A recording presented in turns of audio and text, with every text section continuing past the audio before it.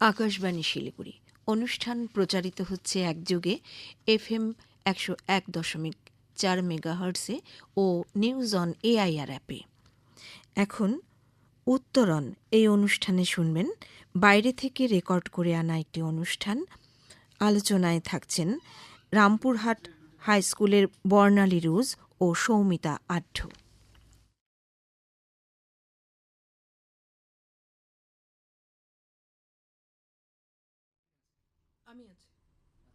শিলিগুড়ির উত্তরণ অনুষ্ঠান নিয়ে আজ আমি সৌমিতা আঢ্য আবারও একবার হাজির হয়েছি একজন মানুষকে নিয়ে, যে মানুষটি প্রতিবন্ধী শুধু মানসিক নয়, শারীরিক প্রতিবন্ধকতা নিয়ে যারা কাজ করছে, অনাথ বাচ্চারা যারা বেড়ে উঠছে তাদেরকে নিয়ে কাজ করছে, তাদেরকে সেবা করছে। আজ আমরা সঙ্গে পেয়েছি রামপুরহাট হাই স্কুলের সহ শিক্ষিকা বর্ণালী রুজ মহাশয়কে। নমস্কার, স্বাগত জানাই আপনাকে। আকাশবাণী শিলিগুড়ির পক্ষ থেকে অনেক অনেক অভিনন্দন জানাই, আপনি যে এই ধরনের কাজকর্ম করেন সেই জন্য। নমস্কার। আচ্ছা, আপনি যে এই যে শারীরিক এবং মানসিক প্রতিবন্ধী যে মানুষদেরকে নিয়ে কাজকর্ম করছেন বা বাচ্চাদেরকে সেবা দিচ্ছেন, তো সেই ক্ষেত্রে আপনি এই ধরনের কাজটাই বেছে নিলেন কেন? হ্যাঁ, দেখুন, শৈশব থেকেই চলাফেরার পথে শারীরিক এবং মানসিক প্রতিবন্ধী বিশেষত শিশুদের দেখে মনের মধ্যে একটা মমত্ববোধ এবং সহানুভূতি জেগে উঠতো। আমার প্রতিবেশী বা যে কোনো প্রতিবন্ধীদের বাড়ির গৃহে আমি দেখেছি যে যে সমস্ত পরিবারে এরকম ধরনের বাচ্চা থাকে তাদের কত যন্ত্রণা, কত অসুবিধা, তো তাদের কষ্ট, এইটা আমার মনকে খুব নাড়া দিত।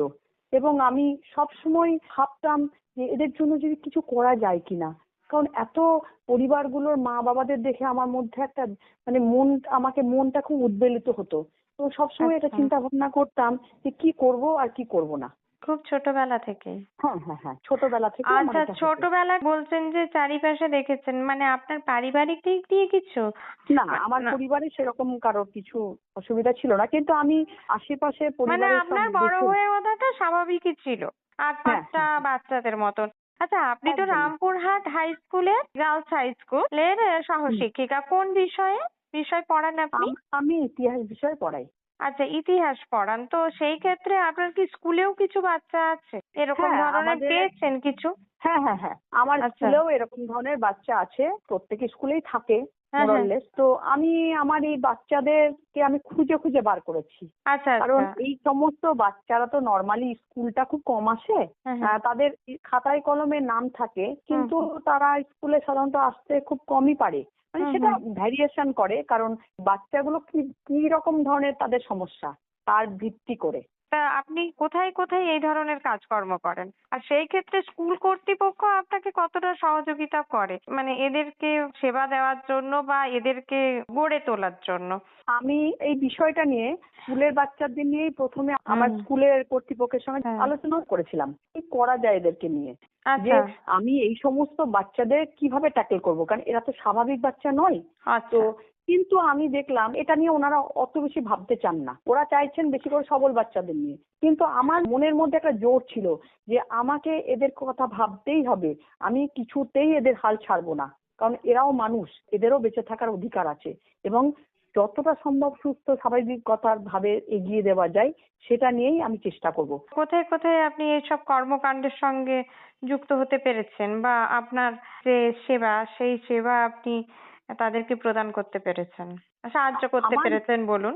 হ্যাঁ, আমার স্কুল থেকে 1 কিলোমিটার দূরে হুম, আমি স্প্যাস্টিক হ্যান্ডিক্যাপ সোসাইটির সন্ধান পাই। কিরকম করে সন্ধানটা পেলেন? আমি সন্ধান পেলাম মানে আমার স্কুলের বাচ্চাদের জন্য তো কিভাবে কি করা যায় সেটা নিয়েও তো ইনক্লুসিভ এডুকেশনে যোগাযোগ করেছিলাম। হুম হুম তো যোগাযোগ করার পথে ওরা তো আমাকে বললেন যে ট্রেনিং করো, এগুলো শেখো, এই বাচ্চাদের বিভিন্ন ধরনের বাচ্চার সমস্যা, সে বাচ্চাগুলোর কথা তো বলবোই আপনাকে, তো হুম। তাদের সম্পর্কে তুমি করো। তখন আমার মনে হলো, আচ্ছা আর কি এরকম কোনো আছে প্রতিষ্ঠান বা কোনো সোসাইটি যেখানে আরো অনেক বাচ্চা একসাথে থাকতে পারে। তখন ওনারাই আমাকে সন্ধান দিলেন যে আপনি রামপুরহাট থেকে মানে শহরের মধ্যেই 1 কিলোমিটার দূরে একটি হ্যান্ডিক্যাপ স্প্যাস্টিক সোসাইটি আছে। তো আমি একদিন চলে গেলাম ওখানে, নিয়ে ওখানকার যিনি সেক্রেটারি আছেন ওনার সঙ্গে কথা বললাম যে স্যার আমি এখানে বাচ্চাদের সঙ্গে একটু কথা বলবো, দেখবো। উনি বললেন আসুন। তারপরে আমি ওখানে গেলাম। তো সেখানে গিয়ে আমি যে বাচ্চাদের দেখলাম, আমি তো তার আগেই তো কিছু ট্রেনিং করছিলাম ইনক্লুসিভ এডুকেশনের আন্ডারে। এদের বাচ্চাগুলোকে আমি দেখলাম, মানে এরা এত আনন্দ, উচ্ছ্বাস, আবেগ এবং বহিঃপ্রকাশটা স্বাভাবিক মানুষের মতো তো এদের নয়। এদের মানে মানে বাঁধন ছাড়া আবেগ, এবং সেই আবেগের তাকে বুঝতে হবে আমাদেরকে যে ওদের কিভাবে ওরা প্রকাশ করছে। তো সেই থেকে আমার মধ্যে খুব মানে মনে দারুণ আনন্দ হলো। আমি তখন ওই স্যারকে বললাম, স্যার আমি এদের সঙ্গে থাকতে চাই। তখন উনি আচ্ছা, তা কি ধরনের বাচ্চা ওখানে আছে? দেখুন, বিশেষ চাহিদা সম্পন্ন যাদেরকে আমরা সাধারণত নর্মালি প্রতিবন্ধী বলি না, কারণ না এটা না শুনতে খুব খারাপ লাগে। কারণ দেখুন, আমি এদেরকে যেটা বলি, আমাদের মানে সকলেরই মানসিক বলা এবং উচিত শারীরিক দিক দিয়ে স্বাভাবিক সক্ষম নয় তারা আর কি। নয়, যেটাকে আমরা বলবো বিশেষ চাহিদা সম্পন্ন শিশু। তো এই শিশুদেরকে অনেকগুলো ভাগ আছে এদের মধ্যে, যেমন ধরুন অটিস্টিক বাচ্চা, তারপরে এই বিষয়গুলো একটু আপনি যদি ভেঙে ভেঙে বলেন, কারণ আমাদের শ্রোতা বন্ধু যারা, তারা তো বেশিরভাগ ক্ষেত্রেই খুবই সাধারণ এবং গ্রাম বাংলার মানুষই বেশি। তাদের ক্ষেত্রে এই যে অটিস্টিক বাচ্চা বলছেন, তাদের বাড়িতেও হয়তো একটি বাচ্চা অটিস্টিক আছে, কিন্তু তারা জানে না যে এই অসুখটা কি, মানে তাদের লক্ষণগুলো তারা জানে, কিন্তু তাদেরকে কিরকম করে যত্ন করতে হয় বা ওইটা যে ওই রোগ, সেই রোগটা তারা জানে না। একটু ভেঙে ভেঙে যদি আমাদের বলেন, তাহলে তাদের সকলের একটু সুবিধে হয় আর কি। এই যে অটিস্টিক বাচ্চা যেটা আমি বলছি, এটা হচ্ছে স্নায়ু বিজ্ঞানের একটা ভ্যারিয়েশন, এটা কোনো রোগ নয়। আচ্ছা হ্যাঁ, আচ্ছা এটা কোনো রোগ নয়, কিন্তু যে যার জন্য কোনো এর নিরাময়েরও কোনো প্রয়োজন নেই। আচ্ছা। কিছুটা প্রথমে যদি আমরা একটু প্রাথমিক কিছু সহায়তা দিই বা থেরাপি দিই, তাহলে কিন্তু এরা আচ্ছা, কি অনেকটাই থেকে ভালো হয় হয়ে যাবে। এটা? নার্ভের সমস্যা হ্যাঁ, এটা? তো নার্ভ থেকে এটা হয়। হ্যাঁ, তো এটা কি জন্মগত হয় নাকি ওটা এটা ওই? জন্মগতই হয় বেশিরভাগই, তবে আচ্ছা। কখনো কখনো পরেও হতে পারে, তবে সাধারণত জন্মগতই বেশি হয়। তো এরা খুব সংবেদনশীল হয়, নির্দিষ্ট শব্দ বা স্পর্শে এরা সংবেদনশীল হতে পারে। তো এরা একটা কোনো নির্দিষ্ট কাজ বা রুটিন, প্রত্যেকটা মানুষের জীবনে একটা ডিসিপ্লিন বা আমরা রুটিনের মধ্যে থাকি। এই অটিস্টিক বাচ্চারা, বিশেষত এই চাহিদা সম্পন্ন শিশুদের মধ্যে এই যে এই ধরনটা, এরা কিন্তু একটা রুটিনের মধ্যে থাকে। কিন্তু যখন এদিকে রুটিনের বাইরে গিয়ে এদেরকে কাজ করতে বলবেন, তারা প্রচন্ড রেগে যায় এবং প্রচন্ড তাদের মধ্যে একটা কষ্ট, বিরক্তি প্রকাশ করে। এবং যখন ধরুন একই ধরনের আচরণ যদি এদিকে বারবার করতে বলা হয়, যেমন ধরুন একটা হাততালি দিতে, ওকে যদি আপনি বলছেন এই তুমি হাততালি দাও বা হ্যান্ডশেক করো, খুব রেগে যাবে এরা। ও, তাহলে ওরা কি করতে পছন্দ করে? ওরা ওদের নিজেদের রুটিন, মানে ওর যেটা ইচ্ছে হবে, ওর যেটা ভালো লাগবে, ও সেটাই করবে, তার বাইরেও যাবে না। তো এদের কেমন করে যত্ন করতে হয়? এদেরকে অ্যাকচুয়ালি যত্ন হচ্ছে কি, এদের পরিবার যদি একটু যত্ন করে, দেখাশোনা করে, এদেরকে একটু মনোযোগটা যদি দেওয়া হয়, তারপরে এদের সঙ্গে একটু পরিচিতি হতে হবে, যেমন স্পর্শ দিয়ে, গন্ধ দিয়ে, স্বাদ, মানে ওই সংবেদনশীলের কথাটা আমি বললাম না, ওইটাতে কিন্তু ওদিকে বোঝাতে হবে এবং ওরাও ওইটাতেই বুঝবে। আচ্ছা, আর কি ধরনের বাচ্চা আছে? আরো বাচ্চা আছে, দেখুন সেরিব্রাল পলসি একটা বাচ্চা, এটা হচ্ছে একটা মুভমেন্ট ডিসঅর্ডার। এদের মেন হচ্ছে এদের মুভমেন্টটা ঠিক মতো হয় না।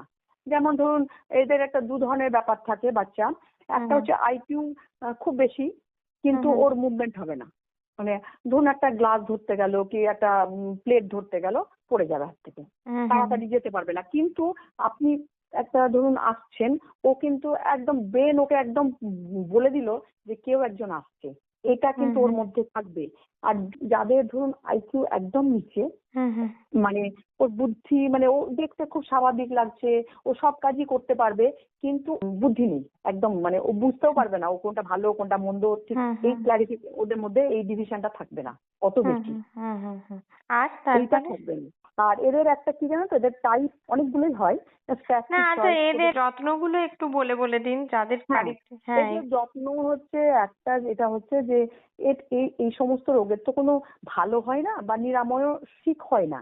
এদেরকে একটা কি, যেটা হচ্ছে যে সহায়ক যে ব্যবস্থা আছে, যেগুলো আমরা বলি ফিজিওথেরাপি যদি করা যায়, বা যদি পেশিগুলো যে শক্ত হয়ে যেত এদের, তো এগুলো শিথিল করার জন্য ওষুধ, অস্ত্রোপচার করেও এগুলো কিন্তু সমস্যাটা কমানো যেতে পারে।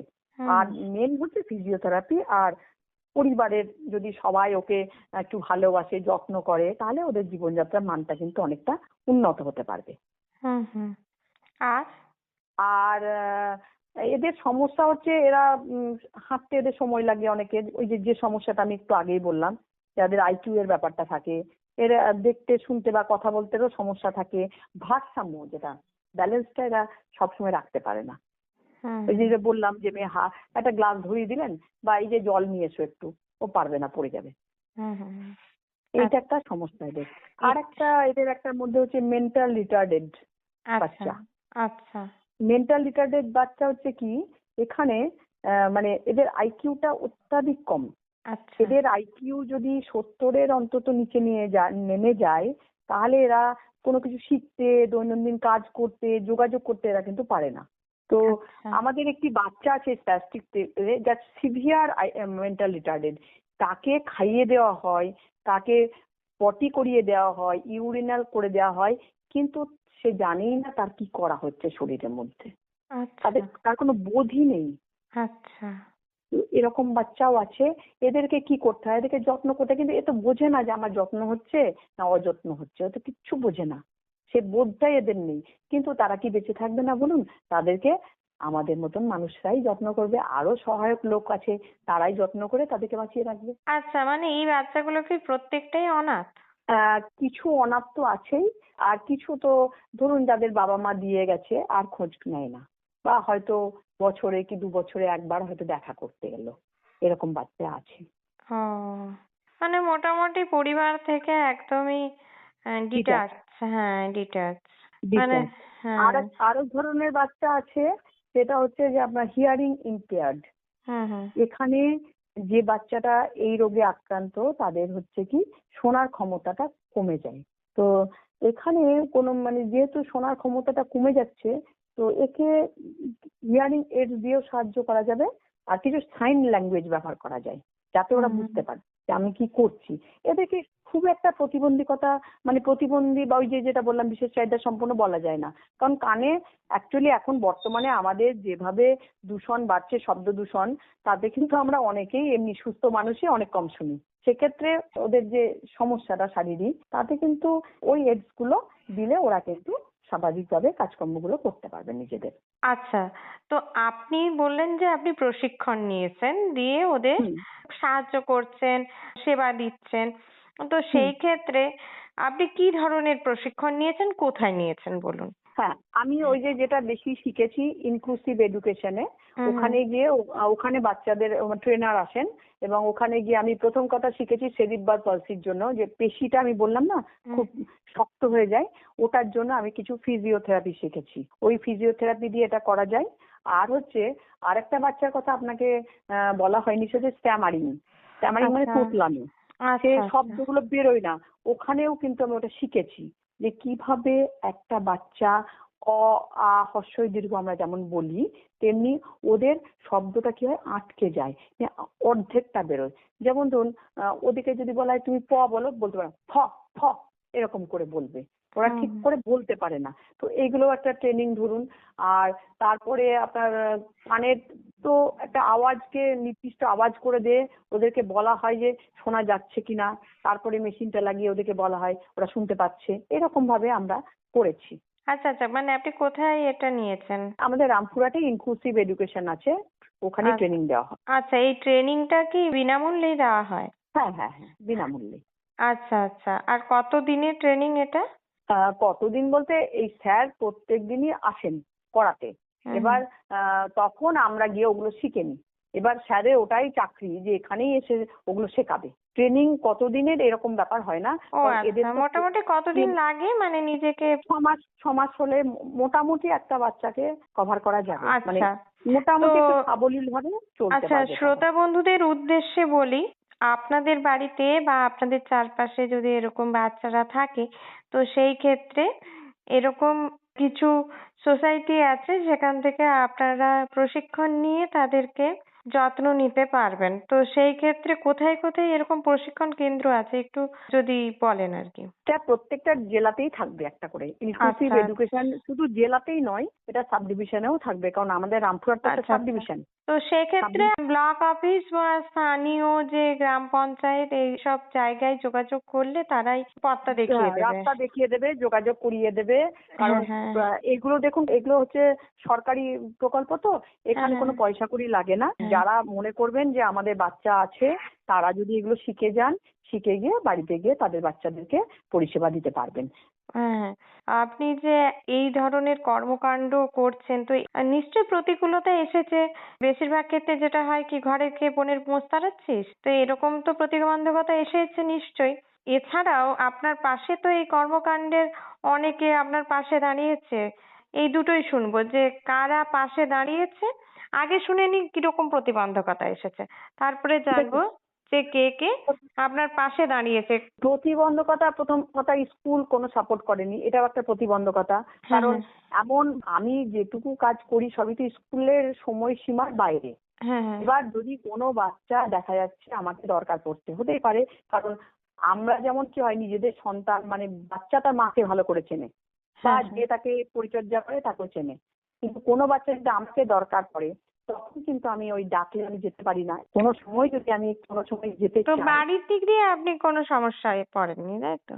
না, আমার বাড়ি সবসময় চাই যেন আমি মানুষের সেবা করি, মানুষের পাশে থাকি, মানুষের জন্য কাজ করি। আর কারণ আমাদের স্বাভাবিক সুস্থ মানুষদের কাজই হচ্ছে অন্যদের দেখা, যারা অসুস্থ আছে তাদের দেখা, তারা যাতে সুস্থ স্বাভাবিক জীবনে ফিরে আসতে পারে, সেটাও আমাদের সবার, আমার একার নয়, এটা সকলের দায়িত্ব হওয়া উচিত। কারণ সমাজের মধ্যে থাকতে গেলে আমরা সামাজিক জীব হিসাবে এই দায়িত্বটা পালন করবো না, এড়িয়ে যাব, এটা আমার মনে হয় সুবিবেচক মানুষ হিসাবে এটা কারোরই করা উচিত আর না। কাকে কাকে পাশে পেলেন এই কর্মকাণ্ডে?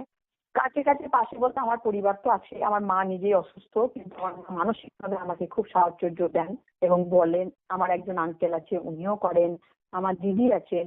এছাড়াও আমি যে জায়গায় কাজ করি সেখানে যে একটি হোম আছে, হোমের যারা কর্মকর্তা তারা আমাকে খুব সাপোর্ট করে। তারা সাপোর্ট না করলে তো আমি করতে পারতাম না। তারপরে ডিস্ট্রিক্ট চাইল্ড প্রজেক্ট অফিস থেকেও আমাকে খুব সাহায্য করে ওরা। আজকে ওরা পারমিশন না দিলে কিন্তু আমি ওই সমস্ত জায়গায় পৌঁছতে পারবো না, কারণ ওখানে তো একটা সরকারের দায়িত্ব আছে। সেখানে সরকারি জায়গায় তো আমাদের প্রবেশাধিকার সবসময় থাকে না, তো সেটা তারা কিন্তু প্রচুর ভাবে আমাকে সাহায্য করছেন। বেশ বেশ, তাহলে আমরা আলোচনার একদম শেষ পর্যায়ে পৌঁছে গিয়েছি। আজকে ঘড়িবাবু মোটামুটি টিকটিক করছে যে আর হাতে সময় নেই। আপনি তো অনেক কাজ করেছেন, তাদের উদ্দেশ্যে একটা যদি কিছু বার্তা দেন। আমি একটা গানই করি, ছোট মতন একটা গান করি। ও, আপনি গানের কি গানও মাধ্যমে, শেখান? হ্যাঁ, একটু গান, একটু কবিতা, বা আচ্ছা, কি একটু ধরনের গান শেখান বা কবিতা করেন, মানে কারণ কি? গান বলতে কি, ওরা কি আর গান এমনি পারে? ওই যে গানগুলো আমাদের প্রচলিত আছে সেই গানগুলো একটু একটু করে, মানে যেটা খুব আনন্দ সহকারে গানটা করা যাবে, যেখানে ওরা মনে করবে বেশ আমি একটু মজা বেশ পেলাম, মানে একটু মজা একটু পেলাম। মজা পেলাম, একটু উৎসাহ হলো, একটু আনন্দ পেলাম, এরকম ধরনের গান। তো আচ্ছা এরকম একটা গান লাস্টে আমি করেই এটা বলছি। আচ্ছা, বেশ। আমরা করব জয়, আমরা করব জয়, আমরা করব জয় নিশ্চয়। আহা বুকের গভীরে আছে প্রত্যয়, আমরা করব জয় নিশ্চয়। বেশ, শ্রোতা বন্ধুরা, আজ আর হাতে সময় নেই।